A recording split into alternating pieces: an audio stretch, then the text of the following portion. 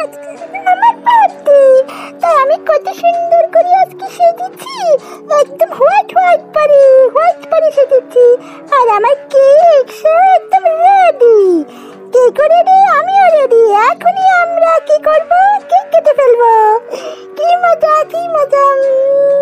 কিন্তু আমার বাবা তো এখনো আসেনি। ধ্যাৎ, বাবা প্রত্যেকবারই এরকম করে। প্রত্যেকবারই আমার বার্থডের সময় পাপা দোকান থেকে আসতে লেট করে। পাপার উপর না ভীষণ রাগ হয়। এখনো পাপা আসেনি, সবাই এসে গেছে। পাপার জন্য এখন কেকটা কাটতে দেরি হবে। মা, ও মা, পাপা তো এখনো আসেনি। দেখো না, রাত তো 9টা বাজে, এখনো পাপা আসেনি। পাপাকে আসতে বলো। রাত তো 9টা বেজে গেছে। পাপার জন্য ওয়েট করতে করতে আমার কেকটাই না গলে যায়। আমি এসে গেছি। তোমার সময় হলো?